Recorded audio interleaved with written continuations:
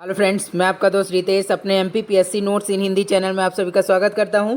तो फ्रेंड्स, आज के वीडियो में हम डिस्कस करने वाले हैं टॉपिक लोक या सार्वजनिक वितरण प्रणाली के बारे में, मींस पब्लिक डिस्ट्रीब्यूशन सिस्टम के बारे में डिस्कस करेंगे इस वीडियो में कि जो लोग सार्वजनिक वितरण प्रणाली है वो क्या होती है, इसके तहत कैसे कार्य किया जाता है, कैसे अनाजों का वितरण किया जाता है। तो आई होप कि ये वीडियो आपको अच्छा लगेगा। तो चलते हैं सीधे वीडियो की ओर, देखते हैं कि कैसे जो है इसके नोट्स जो है तैयार किए जा सकते हैं एमपीपीएससी जो है मेंस एग्जाम के लिए। ठीक है, तो देखते हैं। तो सबसे पहले देखते हैं कि सार्वजनिक वितरण प्रणाली जो होती है वो क्या होती है। ठीक है, तो सार्वजनिक वितरण प्रणाली या फिर जो पब्लिक डिस्ट्रीब्यूशन सिस्टम है और यह क्या है, तो यह एक भारतीय खाद्य सुरक्षा प्रणाली है और भारत में उपभोक्ता मामले, खाद्य और सार्वजनिक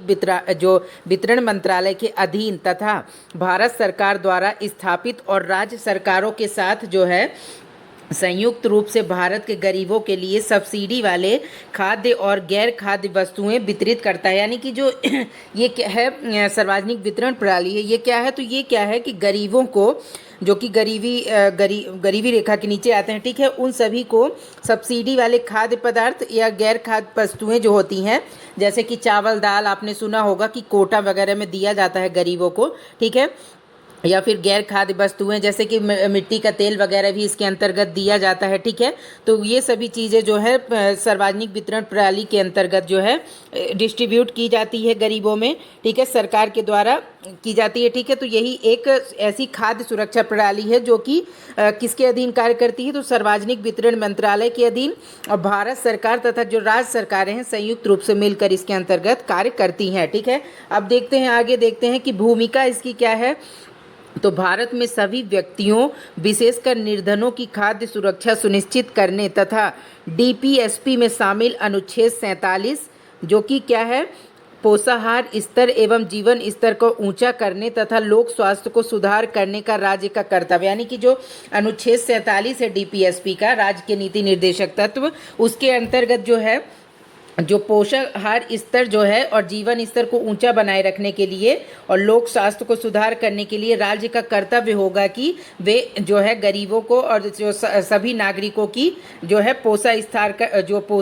जो पोषण आहार है उन सभी का ध्यान रखे और उन्हें क्या करे, वितरण करवाए, ताकि गरीबों को भी एक अच्छा पोषण आहार जो है मिल सके और उनका जीवन स्तर भी सुधर सके। तो ये किसका कर्तव्य है, तो राज्य का कर्तव्य है डीपीएसपी के अनुच्छेद 47 के अधीन। ठीक है, कि और ये जो है ये इसमें 1 जून 1957 को इस प्रणाली को लॉन्च किया गया था। मतलब पब्लिक डिस्ट्रीब्यूशन सिस्टम जो है इसे 1 जून 1997 में लॉन्च किया गया था। ठीक है, और मंत्रालय किस मंत्रालय के अधीन आता है, तो उपभोक्ता मामले तथा सार्वजनिक वितरण मंत्रालय के अधीन ये आता है। ठीक है, और इसके बाद जो है व्यय इसमें कितना किया जाता है सरकार के द्वारा, तो इसमें जो है व्यय है डीपी जो है पब्लिक डिस्ट्रीब्यूशन सिस्टम में, तो वो जीडीपी का 1% के मतलब बराबर किया जाता है। ठीक है, और इसमें शामिल खाद्यान्न वस्तुएं क्या है जो जी ठीक है, तो वो कौन कौन सी हैं, तो गेहूं है, चावल है, दालें हैं। ठीक है, और जो शामिल वस्तुएं और अन्य वस्तुएं जो है खाद्यान्न के अलावा, जैसे चीनी मतलब कि चीनी वगैरह है। ठीक है, और खाद्य तेल है, मिट्टी का तेल है, व कपड़े, ये सभी चीज़ें भी इसके अंतर्गत शामिल की जाती हैं। ठीक है, अब इसके बाद देखते हैं कि आगे उद्देश्य क्या है, इसका क्या उद्देश्य है जो सार्वजनिक वितरण प्रणाली लाई गई और मतलब इसे लॉन्च किया गया, ऐसा क्या उद्देश्य लेके आया है ये। ठीक है, तो इसके कई उद्देश्य हैं, जिसमें से पहला है निर्धनों हेतु सस्ती कीमतों पर आवश्यक उपभोग वस्तुएं उपलब्ध कराना। दूसरा क्या है, निर्धनों सहित सभी के लिए खाद्य सुरक्षा सुनिश्चित करना। ठीक है, इसके बाद लाभार्थी को मूल्य की अस्थिरता और मुद्रास्फीति के दबाव से बचाना। और अगला है कुपोषण तथा स्वास्थ्य संबंधी चुनौतियों से सुरक्षा। इसके बाद है किसानों को अपनी फसल पर उचित मूल्य प्रदान करना। ठीक है, इसके बाद अगला क्या है, तो खाद्यान्न स्टॉक करना। ठीक है, अगला है बस आवश्यक वस्तुओं के वितरण में समाजीकरण लागू करना। इसके बाद राशन कार्ड बनवाना। तो मतलब कि ये जो भी सभी उद्देश्य हैं, और फिर आगे भी देख लेते हैं। पहले तो गरीबी उन्मूलन है, मुद्रास्फीति नियंत्रण है, खुले बाजार की वस्तुओं के मूल्य पर अप्रत्यक्ष नियंत्रण, या फिर संपूर्ण देश में खाद्यान्न वितरण के आवागमन को सुधारना। ठीक है, तो ये सभी जो है फ्रेंड्स, तो इस सभी उद्देश्य जो हैं इस जो है पब्लिक डिस्ट्रीब्यूशन सिस्टम के हैं कि मतलब कई अलग अलग उद्देश्यों के लिए पब्लिक डिस्ट्रीब्यूशन सिस्टम को लाया गया है, ठीक है। चाहे वो सस्ती कीमतों पर जो है वस्तुएं उपलब्ध कराना हो गरीबों को, या फिर से खाद्य जो है सुरक्षा सुनिश्चित करना हो, या स्वास्थ्य से संबंधी जो है सुरक्षाओं की चुनौतियों को निपटने के लिए ये सभी जो पब्लिक डिस्ट्रीब्यूशन सिस्टम है ये सरकार के द्वारा लाया गया था, ठीक है। तो इन्हीं उद्देश्यों को ध्यान में रखते हुए ये अभी भी प्रणाली चल रही है। इसके बाद आप देखते हैं कि जो है इसका कार्य प्रणाली कैसी है। तो ये मतलब केंद्र सरकार और जो राज्य सरकारें क्या क्या करती हैं इसके अंतर्गत वो देखते हैं। तो केंद्र सरकार क्या करती है, तो केंद्र सरकार करती है क्या, तो वस्तुओं की खरीद करती है, जो भी वितरण करना होता है, ठीक है। और वस्तुओं को वितरण केंद्र पर पहुंचाना, यानी कि जो भी वस्तु केंद्र सरकार के द्वारा खरीदी गई है उन सभी को क्या करना, तो वस्तुओं को वितरण केंद्र जहाँ पर के डिस्ट्रीब्यूट किया जाएगा गरीबों को, तो उस केंद्रों तक ये जो पहुँचाना। इसके बाद क्या है अगला, वस्तुओं का मूल्य निर्धारण, यानी कि जो वस्तु दी जानी है गरीबों को उन सभी वस्तुओं का मूल्य निर्धारण किया जाना, कि ठीक है केंद्र सरकार के द्वारा ये कार्य किए जाते हैं। और अब राज्य सरकार के द्वारा क्या क्या किए जाते हैं इसके अंतर्गत, तो लाभार्थी की पहचान करना, यानी कि जो भी गरीबों को ये बंटने वाला है मतलब खाद्य पदार्थ वगैरह, ठीक है, तो उन सभी की जो है क्या करना, पहचान करना कि वो कौन है। ऐसा ना हो कि जिसे ज़रूरत है उसे ना मिले बल्कि दूसरा कोई उसकी जो है उसको यूज में ले ले, ठीक है। और इसके बाद अगला क्या है, राशन कार्ड बनवाना, यानी कि राशन कार्ड जो है बनवाने का कार्य भी राज्य सरकारों का होता है कि कौन गरीब है जिसका राशन कार्ड बनेगा और जिसे जो है ये सुविधा प्रोवाइड करवाई जाएगी, ठीक है। और इसके बाद अगला है उचित मूल्य की दुकानों को लाइसेंस देना, यानी कि जो भी दुकानें जो इसको वितरण करने वाली हैं, ठीक है, मतलब खाद्यान्न को, उन सभी को लाइसेंस प्रदान करने का कार्य भी किसके द्वारा किया जाता है, तो ये भी राज्य सरकार के द्वारा किया जाता है, ठीक है। लाइसेंस देती है राज्य सरकार, उसके बाद ही कोई भी जो दुकानें हैं इस खाद्यान्न का है जो है सरकारी खाद्यान्नों का वितरण कर सकती हैं, ठीक है। इसके बाद वस्तुओं के वितरण पर निरीक्षण की व्यवस्था, यानी कि जो भी वस्तु केंद्र सरकार के द्वारा प्रोवाइड कराई जा रही है उसका क्या किया जाता है कि निरीक्षण किया जाता है कि जो वस्तु है जो भी, तो वो सही दी जा रही है कि नहीं, और उसका वितरण जो है ठीक प्रकार से किया जा रहा है या नहीं, ठीक है। इसके बाद देखते हैं कि नेक्स्ट क्या है, तो नेक्स्ट है विशेषताएं, यानी कि इसकी विशेषताएं क्या क्या हैं जो पब्लिक डिस्ट्रीब्यूशन सिस्टम की। तो पहला है एफसीआई के माध्यम से कार्य जो है संचालन होता है, ठीक है। और इसके बाद अगला है आपात स्थिति के लिए खाद्य भंडारण की व्यवस्था, यानी कि जो भी आपात कंडीशन में सरकार के द्वारा इतना खाद्य जो है स्टोर करके रखा जाता है कि कोई भी मान लीजिए 1 साल तक यदि मान लीजिए सूखा ही पड़ जाता है तो उस कंडीशन में जो है खाद्य की कमी ना हो, इसलिए इतना जो है खाद्य पदार्थ स्टोर करके सरकार के द्वारा रखा जाता है। इसके बाद है सभी के लिए खाद्य सुरक्षा सुनिश्चित करना, यानी कि जो भी खाद्य सुरक्षा है लोगों को खाद्य से रिलेटेड, जैसे गरीबों को कई बार क्या होता है कि भोजन पूरी तरह से नहीं मिल पाता है, तो उनकी खाद्य सुरक्षा को सुनिश्चित किया जाता है इसके माध्यम से, ठीक है। इसके बाद जो अगला पॉइंट है वो क्या है, तो सामाजिक हित को बढ़ावा देना, यानी कि जो सोशल मतलब समाज में लोगों के हित के लिए जो कार्य करने होते हैं, ठीक है, उनको बढ़ावा देने का कार्य भी इसके माध्यम से किया जाता है। और अगला है जो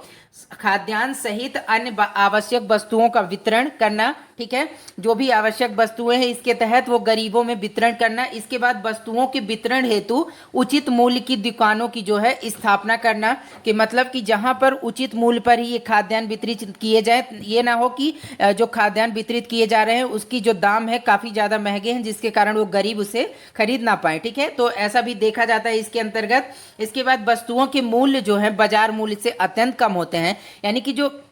इसके लिए दुकानें को लाइसेंस दिया जाता है, अलॉट किए जाते हैं, तो क्या होता है कि उसके बाजार मूल्य से वो है उसका जो मूल्य होता है अत्यंत कम होता है इस सामान का, ठीक है, ताकि जो है गरीब से गरीब तबका भी इस चीज़ों को खरीद सके, ठीक है। और अगला है योजना के अंतर्गत देश के 16 करोड़ परिवारों को 3000 करोड़ मूल्य की वस्तुओं का वितरण किया जाता है, यानी कि क्या है इसके माध्यम से कि जो 16 करोड़ गरीब परिवार हैं भारत में उन सभी को 3000 करोड़ रुपए की मूल्य की वस्तुओं का वितरण किया जाता है, ठीक है। इसके बाद देखते हैं आगे अगला पॉइंट है दोष या कमियां या आलोचना, यानी कि क्या है कि मतलब कोई भी चीज़ जो होती है तो उसके हर चीज़ के लाभ जरूर होते हैं और ठीक वैसे ही उसकी हानि भी होती है। तो ये जो पब्लिक डिस्ट्रीब्यूशन सिस्टम है तो इसके जैसे जैसे लाभ हैं ठीक वैसे ही कुछ इसकी हानियां भी हैं, तो उसे भी हम देखते हैं डिटेल में। तो पहला क्या है, तो पहली हानि है लाभार्थी की स्पष्ट पहचान ना हो पाना, इसका अर्थ क्या है कि जो लाभार्थी है, जो गरीब तबका है, तो कई बार क्या होता है कि जो जागरूकता की कमी होने की वजह से, ठीक है, या जो है सरकार की योजनाओं का पहुंच ना होने की वजह से गरीबों तक, तो क्या होता है कि इसका लाभ गरीब व्यक्ति नहीं उठा पाता, बल्कि जो दूसरे व्यक्ति हैं जो सक्षम है पूरी तरह से, वो क्या करते हैं, ऐसी योजनाओं का लाभ उठा लेते हैं और वो इस खाद्यान्न को उस खाद्यान्न का लेने के लिए लाभ उठा लेते हैं, बल्कि गरीब जो है, गरीब जिसे मिलना चाहिए वो इससे दूर रह जाता है। ठीक है, तो ये एक इसकी कमी हुई। दूसरी क्या है, तो सब्सिडी युक्त अनाज व लाभार्थी के बजाय बाजार में पहुंच जाना, मतलब कि जो अनाज जो है सरकार के द्वारा क्या किया जाता है, दिया जाता है दुकानों को, लाइसेंस जिनको मिला रहता है कि ये वितरण आप कीजिए गरीबों में। तो ऐसी कंडीशन में क्या होता है कि जो ये अनाज वगैरह होता है, तो ये क्या होता है कि गरीबों तक ना पहुंच के कई बार ये जो बिचौलिए होते हैं, ठीक है, ये ब्रोकर होते हैं, तो ये क्या करते हैं, ये दुकान वाले सभी मिलकर आपस में इन अनाजों को क्या करते हैं, दुकानों में या बाजार में बेच देते हैं, ठीक है, ज़्यादा से ज़्यादा लाभ कमाने के लिए। तो इससे क्या होता है कि गरीबों को जिनको मिलना चाहिए उन्हें नहीं मिल पाता, बल्कि ये बाजारों में पहुंच जाता है और जो एक कोई पर्टिकुलर वर्ग जो है इसका लाभ उठा लेता है। ठीक है, इसके बाद अगला क्या है, तो फर्जी राशन कार्डों की बहुलता, यानी कि जो इस योजना में खाद्यान्न का वितरण किया जाता है और जो भी राशन कार्ड बनवाए जाते हैं, तो कई बार देखा जाता है कि जो कोई बड़ा आदमी या मिडिल क्लास का आदमी क्या करता है कि फर्जी जो है राशन कार्ड तैयार करवा लेता है और उसके माध्यम से इस योजना का लाभ लेने लगता है, और जिससे क्या होता है कि गरीब और वंचित वर्ग जो है इस योजना का जो है फायदा नहीं ले पाता है, वो वंचित रह जाता है इन चीज़ों से। ठीक है, इसके बाद अगला है वितरित अनाज की निम्न गुणवत्ता, यानी कि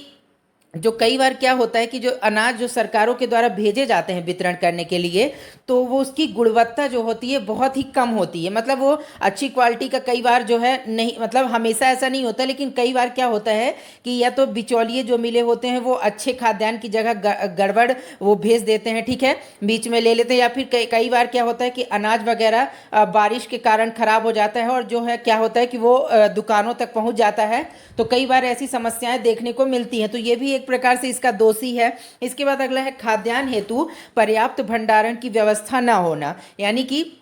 जो खाद्यान्न पदार्थ हैं उनकी भंडारण का या स्टोरेज का जो भी, क्योंकि सरकार के पास आपको पता होगा कि बहुत सारा जो स्टोर करके सरकार रखती है, तो कई बार क्या होता है कि इनको स्टोरेज के लिए प्रॉपर जगह नहीं मिल पाती है। और आपने देखा होगा कि कई बार टीवी वगैरह में अब बताता भी रहता है कि जो है सरकारी गोदामों में रखा अनाज जो है भीग गया है बारिश के कारण या खराब हो गया है, ठीक है, उसमें फफूंद लगे, ऐसा कुछ सुनने को आता है कई बार टीवी में। तो ये स्टोरेज की व्यवस्था ठीक प्रकार से ना होने के कारण ही जो है ऐसी अव्यवस्था उत्पन्न होती है, तो ये भी एक दोष हुआ। इसके बाद खाद्यान्न का कम तौलना एवं मिलावट की समस्या, यानी कि जब गरीब वर्ग जब दुकानों में जाता है खाद्यान्न को लेने, तो कई बार क्या होता है कि जो वहाँ पे दुकानदार वितरण करने वाला होता है वो क्या करता है कि खाद्यान्न को कम तौलता है, ठीक है, उसमें कम तौलता है और उसमें मिलावट का सामान भी मिला देता है, कई बार जो है बेकार चीज़ें उसमें मिला देता है और अच्छी चीज़ों को रख लेता है। तो ये मिलावट की समस्या से क्या होता है कि कई बार पोषण व्यवस्था जो है बिगड़ जाती है, गरीबों की स्थिति वैसे ही खराब होती है और उन्हें जब ऐसे भोजन मिलते हैं जो ठीक नहीं होते हैं, तो उससे क्या होता है कि और स्थिति बिगड़ती है। इसके बाद भ्रष्टाचार की समस्या, यानी कि जो भ्रष्टाचार कई बार देखने को इन सभी चीज़ों में मिलता है कि कई बार जब गरीब तबका जो है जाता है अन्न वगैरह लेने के लिए दुकानों में, तो कई बार जो भ्रष्टाचारी होते हैं तो वो लोग ना उनको भगा देते हैं, बल्कि देते नहीं हैं उन्हें उनके हिस्से का अनाज, बल्कि या तो थोड़ा सा देंगे या तो देंगे ही नहीं, भगा देंगे, बोल देंगे कि अभी है नहीं, जब नेक्स्ट टाइम आएगा तब ले जाना, ऐसा करके। तो कई बार ऐसे केसों में भ्रष्टाचार का भी देखने को मिलता है, ठीक है। इसके बाद देखते हैं कि आगे क्या है,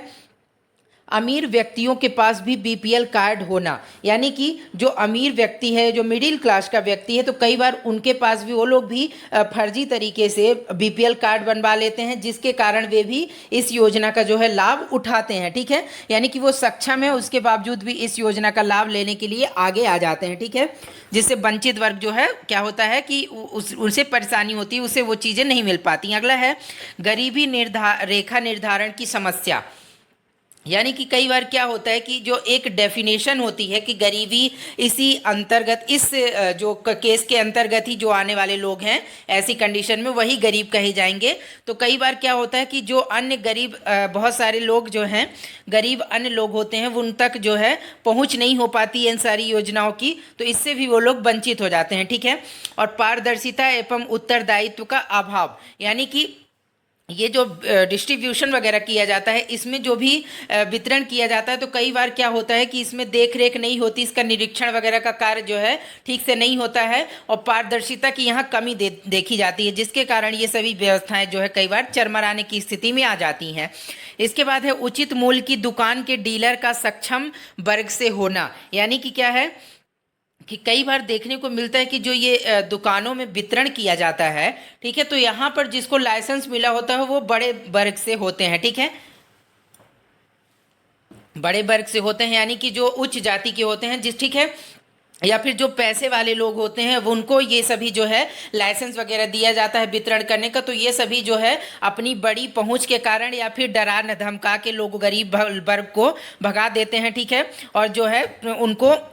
लाभ नहीं देते हैं। ठीक है, और अगला क्या है, पोषण युक्त जो है पदार्थों एवं मोटे अनाजों को शामिल ना किया जाना, यानी कि जो कई बार क्या होता है कि ये सभी जो अनाज वगैरह का वितरण किया जाता है इसमें पोषण युक्त जो न्यूट्रिशन से लेस हैं खाद्य पदार्थों का इसमें जो है नहीं शामिल किया जाता, और बल्कि जो है मोटे अनाजों को जो कि इसमें शामिल किया जाना चाहिए, ठीक है, उन सभी को इसमें कमी होती है, उसमें नहीं दिया जाता। ठीक है, इसके बाद पर्यवेक्षण हेतु उचित तंत्र का अभाव, यानी कि कई बार जो निरीक्षण या पर्यवेक्षण यहाँ पर करना चाहिए वो भी कई बार नहीं हो पाता है। ठीक है, जिससे भी क्या होता है कि व्यवस्थाएं जो है चरमराने लगती हैं। इसके बाद है अगला, बफर स्टॉक से ओपन मार्केट में खाद्यान्न कमी होने से महंगाई बढ़ती है। ठीक है, क्या होता है कि कई बार जो है बफर स्टॉक से जो ओपन मार्केट, जब बाजार में क्या होता है कि खाद्यान्न की कमी हो जाती है मार्केट में, तो कई बार जो बिचौलिए क्या करते हैं कि जो स्टॉक होता है उसे जो है स्टॉक करने लगते हैं सामानों को। तो ऐसी कंडीशन में क्या होता है कि ठीक से प्रॉपर तरीके से ये व्यवस्था नहीं बन पाती है और गरीबों को ये जो खाद्यान्न नहीं मिल पाता है। और अगला है पर्यावरणीय चुनौती, फसलों की विविधता में कमी, यानी कि कई बार जो है फसलें कम होती हैं क्योंकि पर्यावरण हमेशा पूरी तरह से साथ नहीं देता है, कई बार बारिश के कारण फसलें कम होती हैं। ठीक है, और क्या बात होता है कि कई बार फसलों की विविधता ना होने के कारण भी खाद्य पदार्थों की जो है कमी हो जाती है, जिससे भी ऐसी जो योजनाएं चलाई जा रही हैं उसमें क्या होता है कि कई बार जो है असमंजस या दुविधा की स्थिति देखने को मिलती है। अगला है, योजना आयोग के अनुसार लाभार्थी को केवल 4 में से 1 को ही मिल पाता है, यानी कि जो योजना आयोग जो था भारत में पहले 2015 में जिसे समाप्त कर दिया गया, उसके अकॉर्डिंग क्या है कि कई बार जो लाभार्थी होते हैं उनमें से पूरी तरह से सभी लाभार्थी को इस योजना का लाभ नहीं मिल पाता है, 4 में से 1 ही लाभार्थी को मिल पाता है, और जो चीज़ें वितरण की जा रही हैं उन सभी चीज़ों जो है वो सभी चीज़ें इसमें नहीं मिल पाती हैं। ठीक है, तो ये भी एक बार देखने को मिलता है, ये भी एक चीज़। इसके बाद आगे देखते हैं सुझाव या उपाय। सुझाव या उपाय क्या है इसके, यानी कि सब्सिडी को आधार कार्ड से जोड़ा जाना, यानी कि क्या क्या ऐसा किया जा सकता है जो सुझाव दे करके कि जो ये व्यवस्था पूरी तरह से सही तरीके से कार्य करने लगे। ठीक है, तो ऐसी कंडीशन में पहला क्या केस है कि जो ऐसा उपाय किया जा सकता है तो सब्सिडी को आधार कार्ड से जोड़ना, यानी कि जो भी गरीब तबका है जिसे इस योजना का लाभ दिया जा रहा है तो उसको क्या है, उसके आधार कार्ड को जो है आधार कार्ड से जोड़ देना, उसके जो राशन कार्ड वगैरह है या, ठीक है, उसे जो भी दिया जा रहा है तो राशन कार्ड वगैरह उसे आधार कार्ड से लिंक करना। इससे क्या होगा कि जो बिचौलिए हैं या जो फर्जी व्यक्ति है उसे कम, मतलब इस योजना का लाभ जो है नहीं मिल पाएगा, और जो सही गरीब वर्ग है, गरीब तबका, उसे ही इस योजना का लाभ मिल पाएगा। ठीक है, अगला है प्रत्यक्ष लाभार्थी जो है हस्तांतरण की व्यवस्था, यानी कि डायरेक्ट बेनिफिट ट्रांसफर, यानी कि जो है मान लीजिए कि कोई भी व्यक्ति है उसे कोई भी चीज़ जैसे दी जा रही है सरकार के द्वारा कोई भी सुविधा, तो उसे डायरेक्ट बेनिफिट ट्रांसफ़र दिया जाएगा तो ज़्यादा अच्छा होगा। कि मान लीजिए कि कोई भी व्यक्ति ले रहा है तो जब भी वो सामने आए या फिर डायरेक्ट उसके घर में वो चीज़ें पहुंचा दी जाएं। तो इससे क्या होता है कि कई इससे जो है ये एक अच्छी योजना साबित होगी, क्योंकि जब उसे डायरेक्ट बेनिफिट ट्रांसफ़र किया जाएगा, यानी कि प्रत्यक्ष रूप से उसे खुद आने पर ही इस चीज़ों का लाभ दिया जाएगा, जिसके लिए जो व्यक्ति रजिस्टर्ड है इस कार्य के लिए, तो खुद आने पर ही दिया जाएगा, तभी जो है ये योजना सही तरीके से कार्य करेगी। इसके बाद अगला क्या है, वितरण में बायोमेट्रिक प्रणाली का उपयोग, यानी कि जो बायोमेट्रिक सिस्टम होता है जो कि हम आधार कार्ड में जब बनवाने जाते हैं तब भी हमें देखने को मिलता है, थंब सिस्टम, तो वो क्या है इस योजना में भी ये चीज़ लाया जाना चाहिए, जिससे क्या होगा कि जो यहाँ पे जो भी गरीब तबका है या वंचित वर्ग है उसे ही इस योजना का लाभ मिल पाएगा, ना कि दूसरे को। ठीक है। और पीडीएस वितरण का कंप्यूटरीकरण, यानी कि जो पब्लिक डिस्ट्रीब्यूशन सिस्टम है इसका कंप्यूटरीकरण करना, यानी कि कंप्यूटर के माध्यम से ही इस सभी का वितरण करना और उसका जो डेटा वगैरह है वो कंप्यूटर में ही अपलोड करना, जिससे क्या होगा कि जो है धांधली वगैरह की जाती है, भ्रष्टाचार का कार्य वो नहीं हो पाएगा। इसके बाद वितरण की तिथि एसएमएस के माध्यम से भेजना, यानी कि जब भी वितरण गरीबों में किया जा रहा है इन सभी चीज़ों का, तो उसका जो है एसएमएस के माध्यम से एक मैसेज भेज देना कि हाँ इस व्यक्ति को इस दिन ये चीज़ इतने बजे मिल गया है। ठीक है, ताकि वो भविष्य के लिए कंफर्मेशन मैसेज रहेगा। ठीक है। इसके बाद पोषण युक्त तत्व एवं मोटे अनाजों को सम्मिलित करना इसमें, और विभिन्न संवेदनशील वर्गों जैसे बच्चे, बुजुर्ग एवं गर्भवती जो है महिलाओं, गर्भवती के लिए अतिरिक्त पोषण की इसमें व्यवस्था करनी चाहिए। अगला है विकेंद्रीकृत खरीदारी और भंडारण की व्यवस्था होनी चाहिए प्रॉपर रूप से,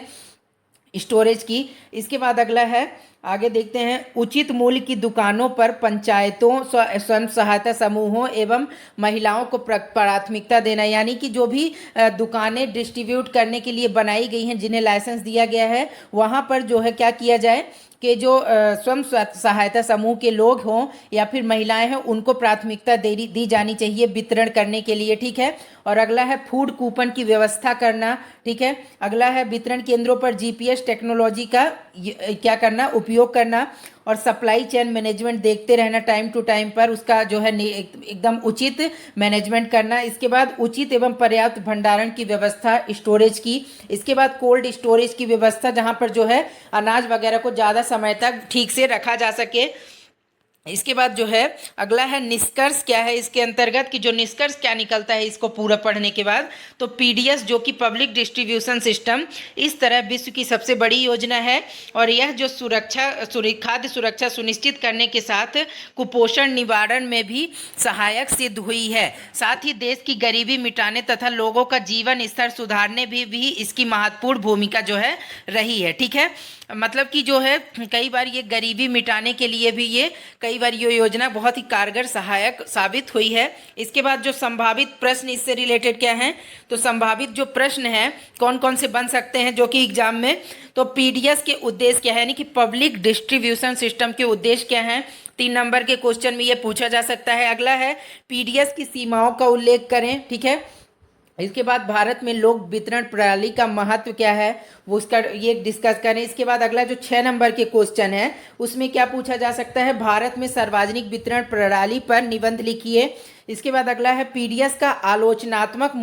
मूल्यांकन करते हुए आवश्यक सुधारात्मक उपाय लिखिए। तो इस प्रकार से जो क्वेश्चन है पब्लिक डिस्ट्रीब्यूशन सिस्टम या फिर सार्वजनिक लोक वितरण प्रणाली से रिलेटेड जो है बन सकते हैं। ठीक है। तो आई होप कि ये वीडियो आपको अच्छा लगा होगा और नोट्स तैयार करने में काफ़ी हेल्पफुल होगा मेंस के लिए। तो फ्रेंड्स आज के वीडियो में इतना ही। इसी तरह से हम नेक्स्ट वीडियो में भी डिस्कस करेंगे किसी नए टॉपिक पर, तो उसके लिए आप बने रहें एमपीपीएससी नोट्स इन हिंदी चैनल पर और इसे सब्सक्राइब कर लें ताकि आने वाले सभी लेटेस्ट वीडियोस के नोटिफिकेशन आप तक डायरेक्ट पहुंचते रहें। तो फ्रेंड्स आज के लिए इतना ही, बाय बाय।